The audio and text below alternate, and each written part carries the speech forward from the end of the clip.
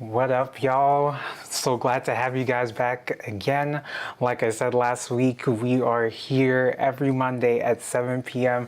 We're talking about gear, we're talking about storytelling, we're talking about all the things that go into creating really great content, and today is no different. We are going to be talking about what you should know before you buy that camera.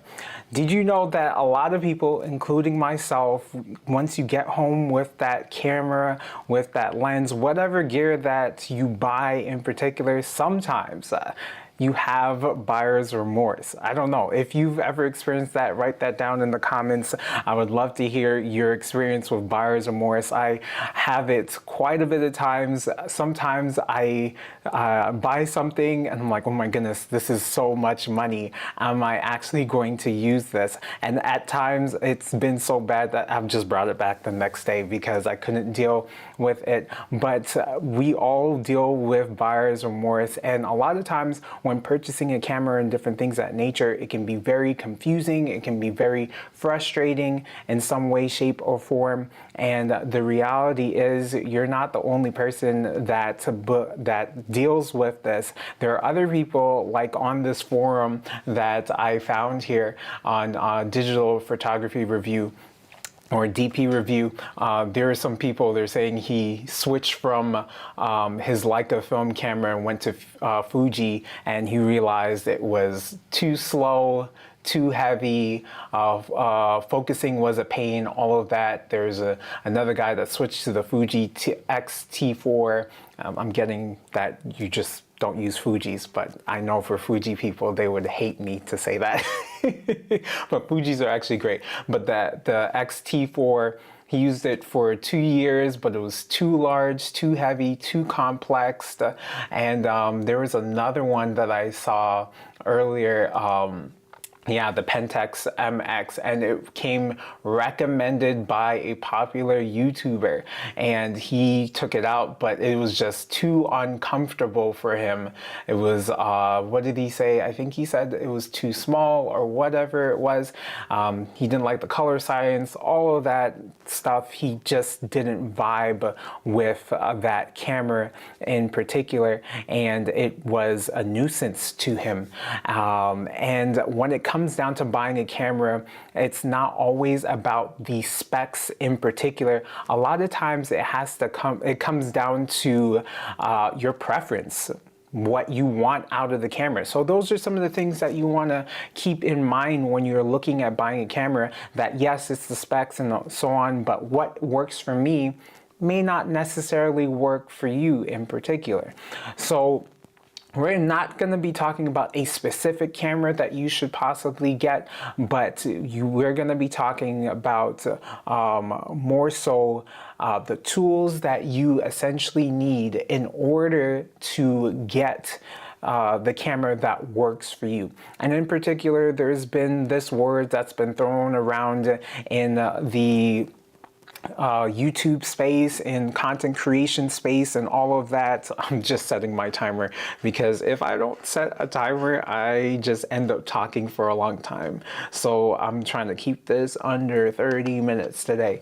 And and if you last until that end of the 30 minutes, I also have a little special gift for you, so stick around. Like I was saying here, I actually forgot my train of thought. But the reality is, when you're looking for a camera, it has to do more so with preference than anything else. And so we're going to be talking about the tools that you would essentially need to look out for when you're looking for your camera. And this is what I was saying. Cinematic. Yeah, that's the word that has been thrown around in the social media space. Everybody wants to have cinematic footage.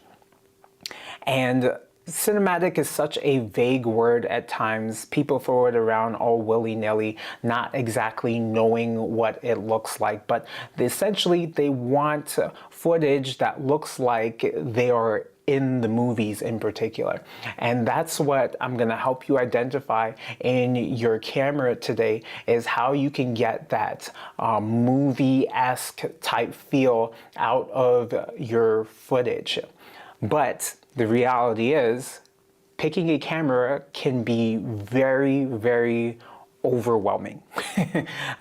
There's Fujifilm, there's Nikon, there's Sony, there's Canon, there's so many different types of cameras that are out there. And then if you go into the cinema lines, you go into Blackmagic and Red and all of these other cameras that you could possibly get. There's also a camera that kind of looks like a chicken, the DJI cinema camera line that they have as well. Like, there's so many different options. How do you know exactly what you're looking for?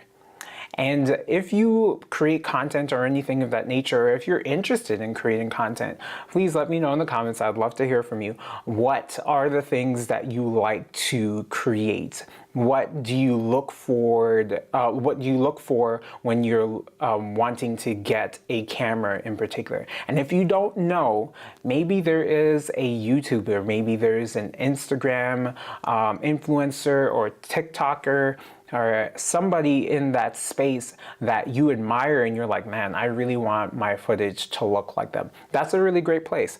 Know the creator that you are trying to emulate. Not copy, not exactly copy and paste what they're doing and do it on your channel or what you're trying to create, but who are your inspirations? And that will help you figure out what you also need out of a camera. So before we get to the 4 things that we want to talk about, and it might be a little bit more than 4,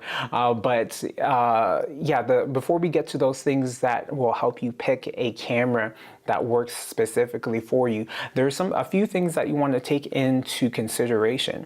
First off, do you even need a camera?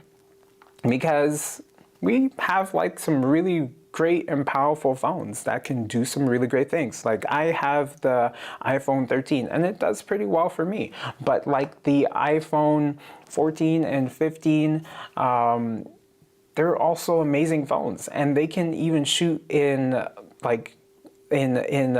profiles that are similar to like my mirrorless camera that I'm using right now. It won't look exactly the same, but it does a pretty good job. If you want to get serious with your content, maybe starting with your phone is a possibility.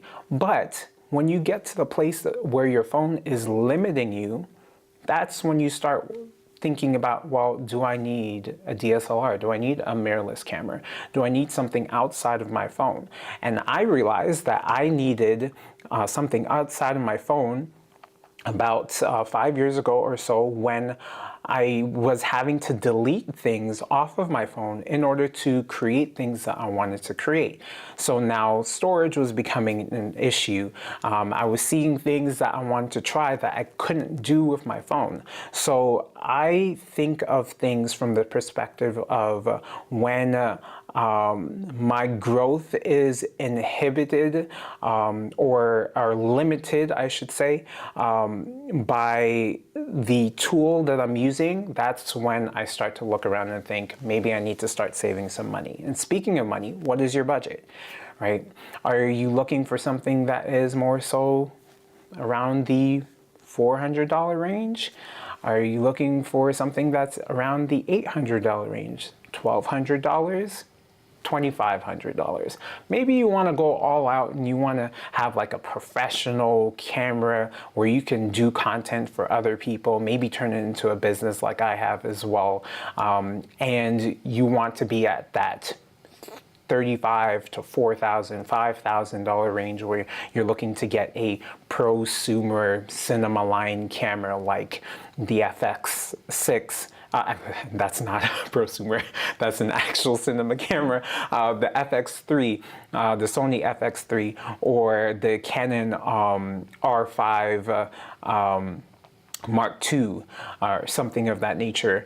Like maybe that's what you're looking for, but kind of have an idea of what your budget is. And obviously your budget will give you an idea of what you're on what you can afford. We've already talked about how you want to use your camera as well. Is it just something where you're going to just be sitting down and doing some talking head, or are you going to be outside?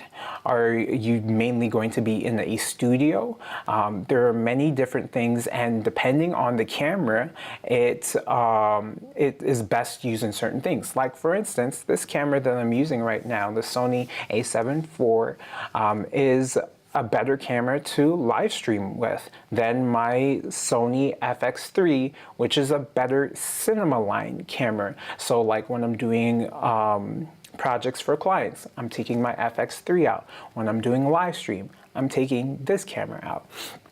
Excuse me. So you gotta know what camera will best suit what you're intending to use your camera for. Which brings me to some of the main things that we want to talk about today is what are some of those tools that you can use in order to find the best camera for you. And we are coming at this from the standpoint of you are wanting to create content and you want it to be as cinematic as possible or look like something straight out of a movie or a documentary. You like when people are when people are completely in focus and then the background is blurred out and it looks really cool, the shadows or whatever it is, you want that look and you want to get that out of your camera. Now, just to say, you can't just get something like that straight out of your camera. There's a whole bunch of things like lights and different things of that nature, but that's another video. So go ahead and subscribe because I talk about that on my channel as well, how to set up your scenes and different things of that nature outside of just talking about gear in particular. We talk about storytelling and all of that great stuff. So please feel free to subscribe and all of that great stuff, and I'll love you forever.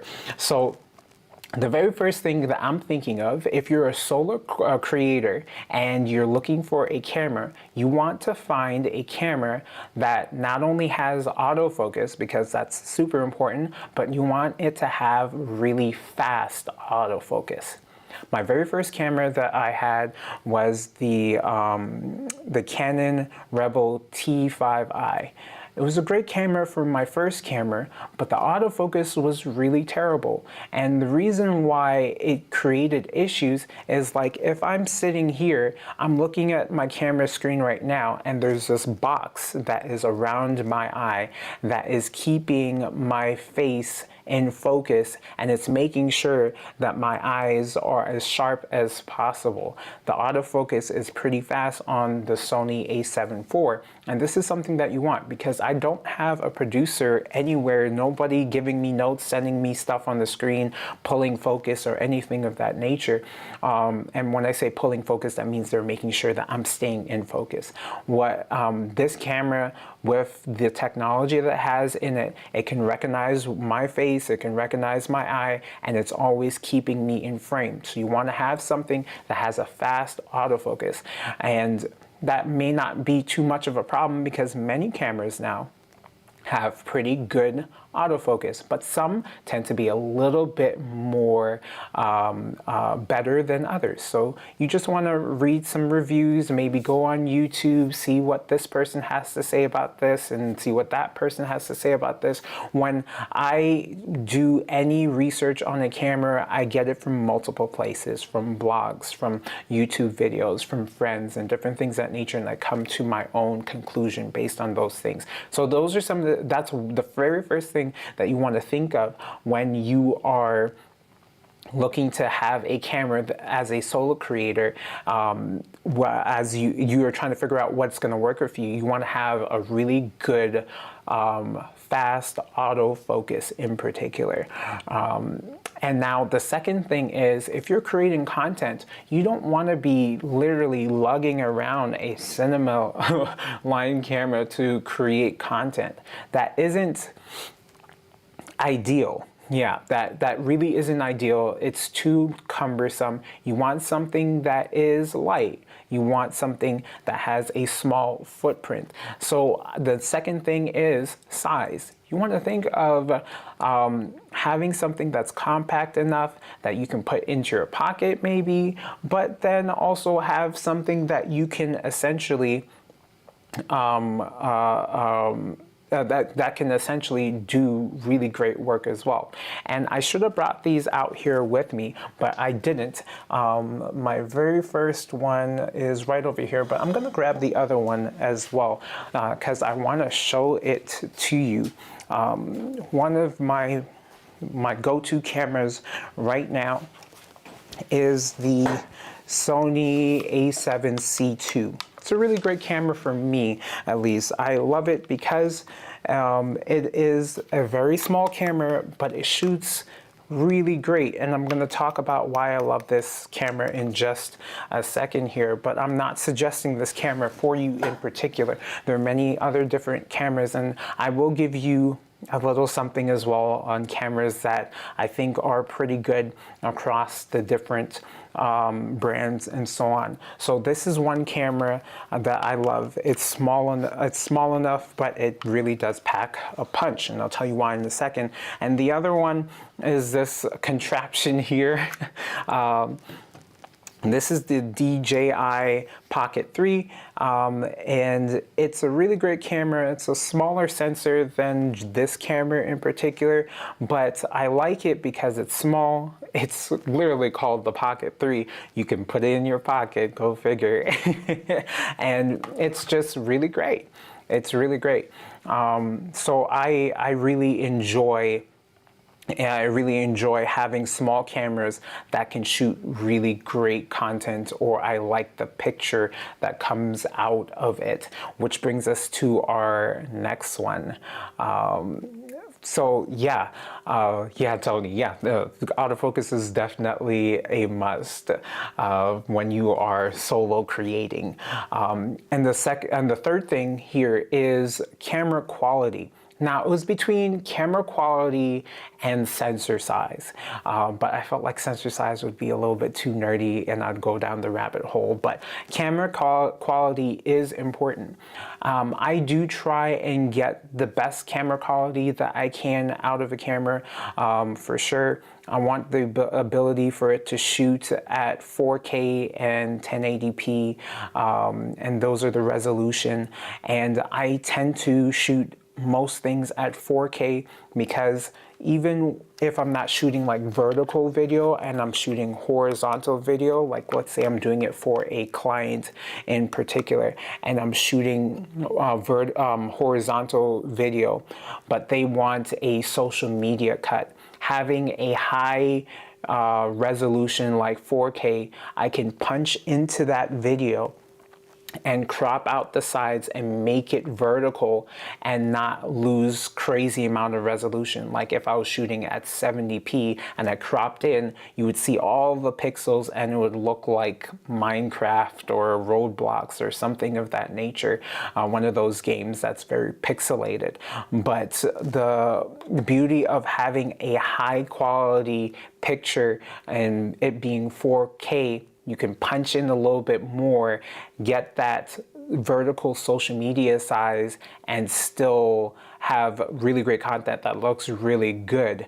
And that's why I like to get a camera that can shoot at that 4K range. And, you know, not many people are watching things 4K on their phone or TVs. A lot of people are still watching things that are 1080p, but 4K is definitely great. And then, you know, there's other cameras as well. Like one of my cameras actually can shoot in 8K. And imagine how much more you can punch in and how much flexibility you have with the footage that you get because you're shooting at such a high resolution. Now, shooting at 8K is absolutely ridiculous because it is very heavy on the file side of things, which is something that you need to take into consideration. But camera quality is definitely something to take into consideration when you are looking at getting a camera. And the last but not least thing in any way, shape, or form is probably the most important thing for me is dynamic range. Now, I don't know, maybe you're familiar with this term, maybe you're not familiar with this term, but dynamic range is important because of this one thing. So I'll try and explain it to the best of my ability. So dynamic range, it's how a camera recognizes the really bright parts of your footage and the very dark parts of your footage. Like a very bright part of my footage would be the reflection of this buckle here on my hat. That is reflecting quite well. And a dark part of my footage would be this area right here in my footage, or my shirt down by the ends of the frame in particular. Further down in the back top corner over here, that would probably be a dark area as well. Anything over here, under here, this is a dark area as well. This is where the shadows are. This is where the highlights are. Right. So dynamic range allows is your camera telling is your camera's interpretation of the bright parts of your frame and the dark parts of your frame. Now, if your camera does a really good job of that, there is a drastic, not drastic, there is contrast between your highlights and your shadows. So for instance, your camera can tell that their camera is at least pushing out the information that Daniel, I am in front of this camera and everything back here is behind me as well. So it's creating this separation in the frame in particular, and it's doing a good job of reading that information. And this is what makes cinematic footage. I know I'm going around, but I'm trying to get you to understand this idea. If your camera has really good dynamic range, it can still have information in the shadows on my cheek. You can see here that there is clearly a shadow on my cheek, but it's not completely black or anything of that nature.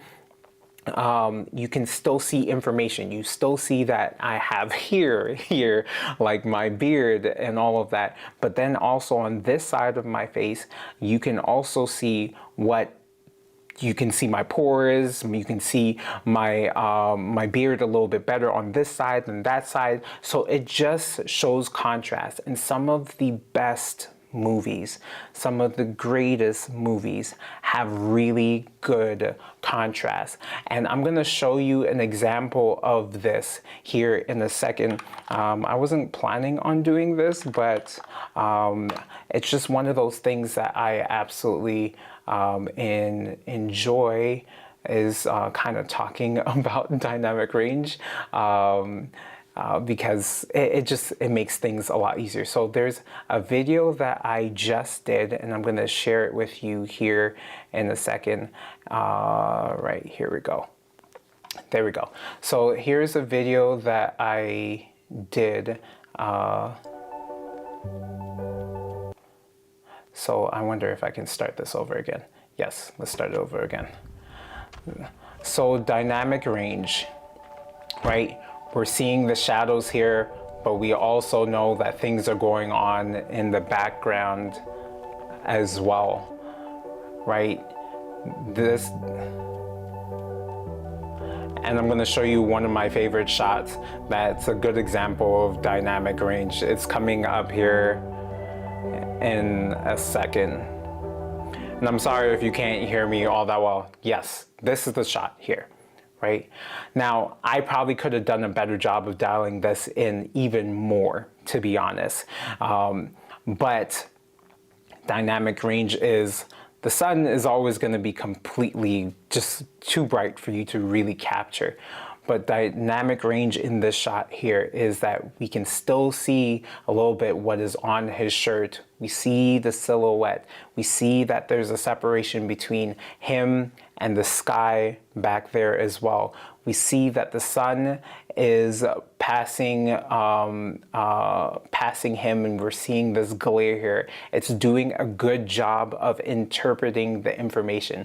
Now, this could have been better, to be honest, but this is an example of dynamic range. So a lot of people want these amazing looking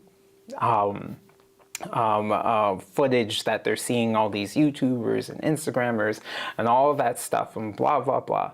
One of the metrics that you can look for is dynamic range. And what you're looking for, if you can find something that is about an 11 on the scale of dynamic range or higher, that's a really good thing. And this is why I love this camera, the Sony a7C II in particular, because it has amazing camera range, dynamic range for such a small body. It's a full frame sensor, and I won't go into that, but it's just good. But the dynamic range on this is 14 compared to my cinema line camera, the FX3, which is a 15, which means it does a really good job of contrasting what's in front of the camera in particular.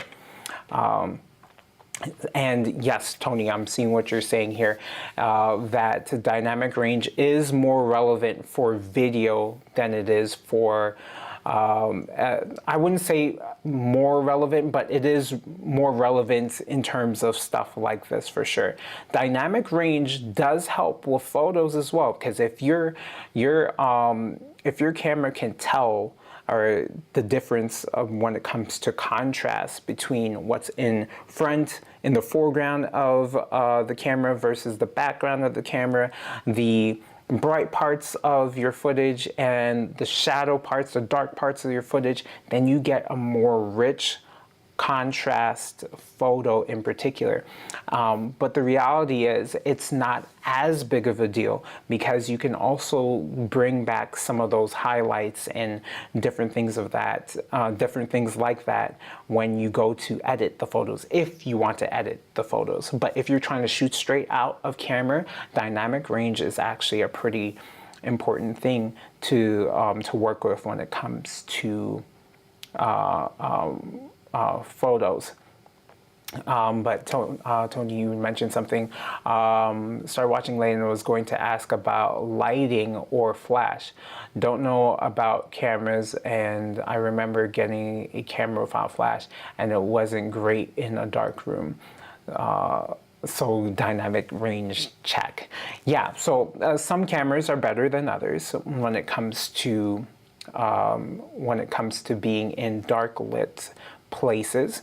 But not only does your camera make the difference, but also the lens that you use on your camera as well make the difference on whether it's better in dark situations or not.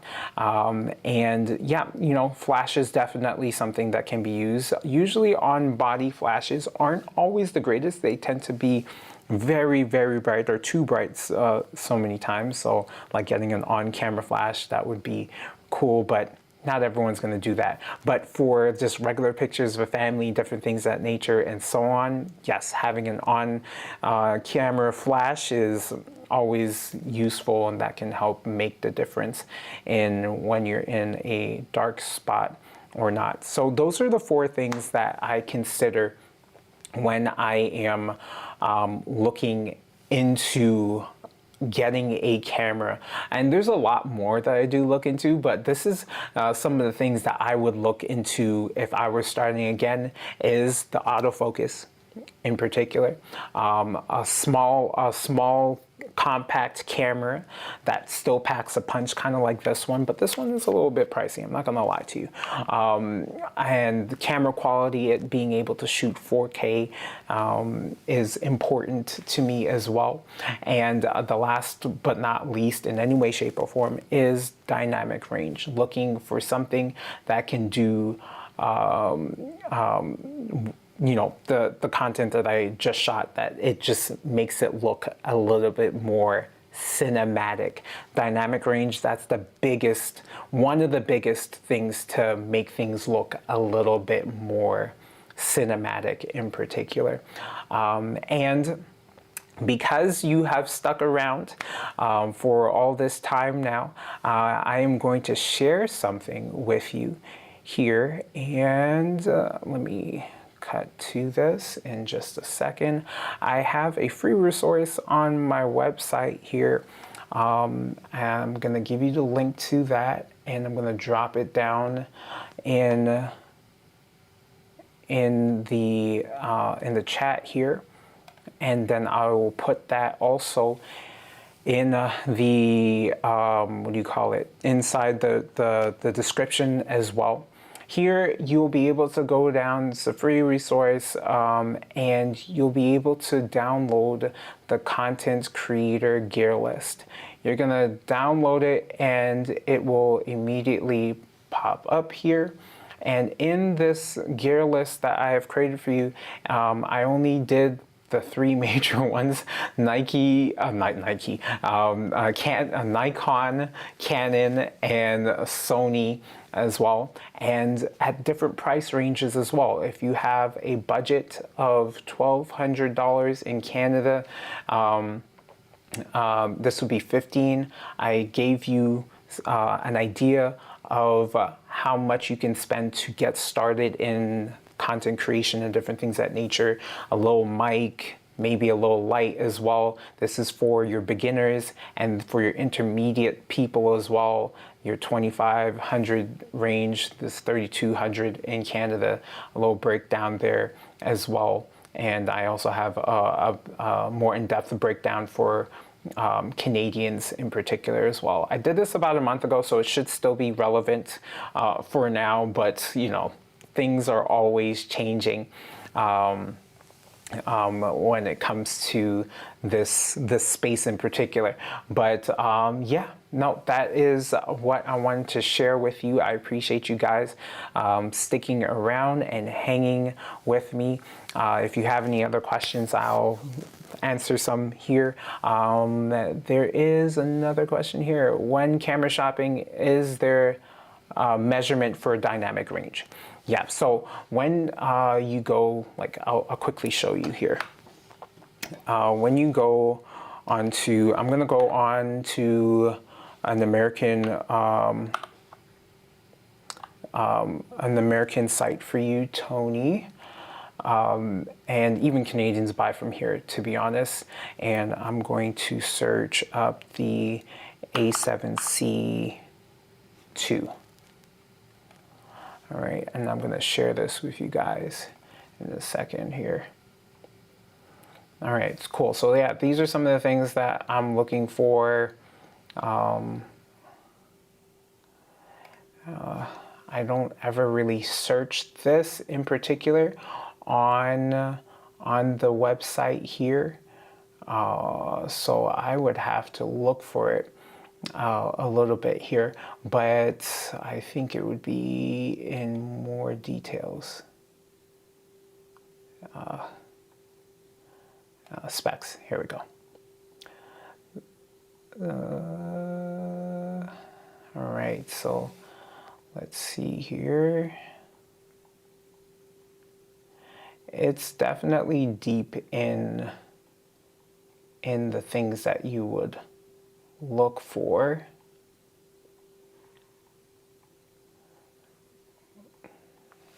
But I'm not seeing it.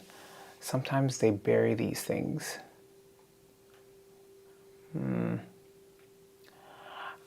I'm not seeing it right this second, but what I usually do if I'm not like necessarily digging for things, just literally take the name of that and say, oh, what is the dynamic range on,